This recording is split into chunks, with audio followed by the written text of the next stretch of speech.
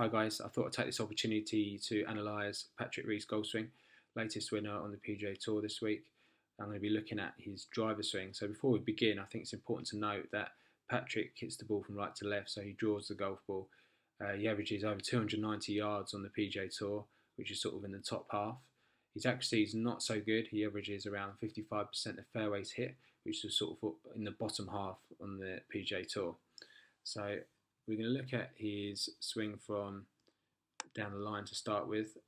I think it's important when you look at a golf swing that you look at it from down the line and from face on, because the golf swing is a 3D movement, so it's important that you don't just look at it from a 2D view. So it's important I like to measure it from both angles.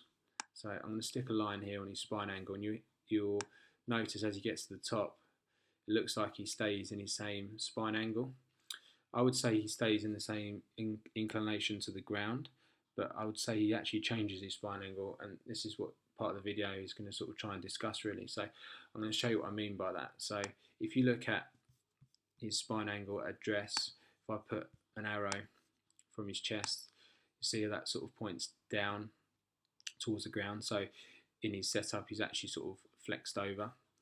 And then if you look at his swing from face on now, as he gets to the top, his chest now, if I put that line back in on his chest, actually points sort of horizontal to the ground. So you'll see actually his spine has gone from flexed over to extended. So sort of as if he's sort of standing up on his backswing.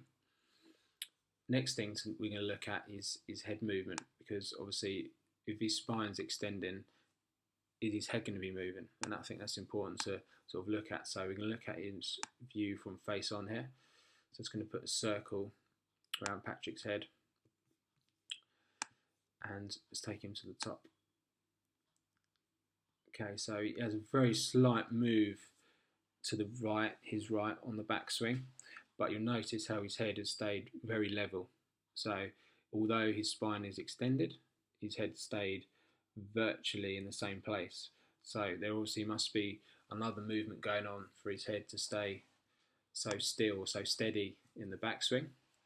So this is the next bit we're going to look at, is his spine side bend. So we're going to view this, first of all, if I put a line from the centre of his hips up to his chin, there you can see how he's tilting a couple of degrees away from the target in his setup. Now, if you look at his swing from down the line now, as we take the swing back to sort of left arm parallel to the ground, I'm going to put a line in vertically upwards from his belt buckle, and you'll see now it's no longer pointing towards his chin. Okay, there is a side bend going on there, so that's where his chin would be. So there's actually a side bend, and this is important to sort of understand. So he's actually, from his point of view, he's side bending to the left as he extends on the backswing.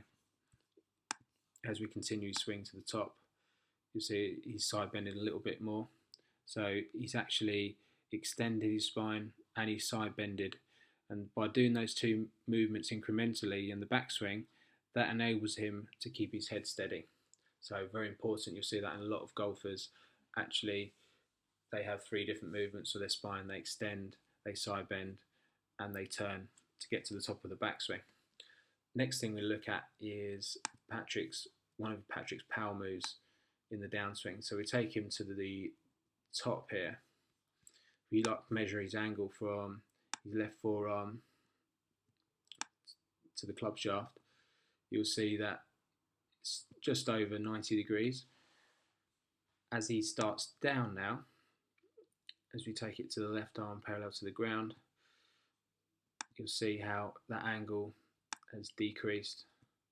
He's now sort of around 50 degrees, so he's really decreased the angle, and that's what we call club head lag, and that's a really powerful movement. You'll see that a lot of long hitters, so really important movement for Patrick in his golf swing. Just going back to the top of the backswing again, we noticed how Patrick kept his head quite steady or quite centered. As he starts down, you'll notice how Patrick's head starts to move away from the target. And I think one of the reasons why this is he's recreating he's changing his side bend, if you like, and he's now got a side bend to the right as opposed to a side bend to the left. So that's quite a big lever, quite a powerful movement. The other thing to notice is, don't see very often on guys with the PGA Tour, is how he keeps his right foot planted on the ground. And I think one of the reasons why that right foot's planted on the ground is because he's moved his head back. So you'll see a lot of golfers, they have more of a hip slide on the downswing, but keep their head more steady to recreate that side bend to the right impact to sort of shallow out the hip. Patrick's head moves back, and consequently his right foot stays planted, and to recreate that sort of side bend that we looked at impact. Another thing to notice is Patrick's left foot. If you look at him from down the line, I'm just going to put a line on the front of his toe there, as he comes down into impact, how his foot sort of swivels and moves back a lot in his follow through, which is quite an unusual movement. And obviously he does this the most of his driver. He doesn't tend to do it much with his short irons, but you'll see that a lot of his driver. And you look at it from the face-on view, see how his foot sort of swivels open as he goes through.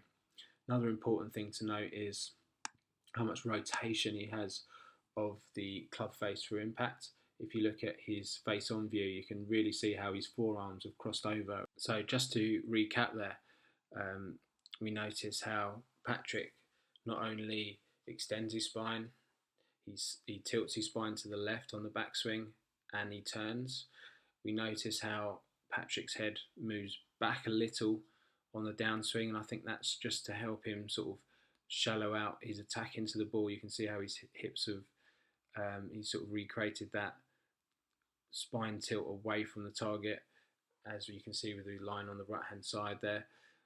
Also how much he moves his left foot or swivels his left foot through impact, how he also rotates the club face through impact. So really individual moves there from Patrick, and expecting a good year for 2015. So if you have any questions or comments, feel free to post and I'll try and get back to some of them. Thanks very much for listening.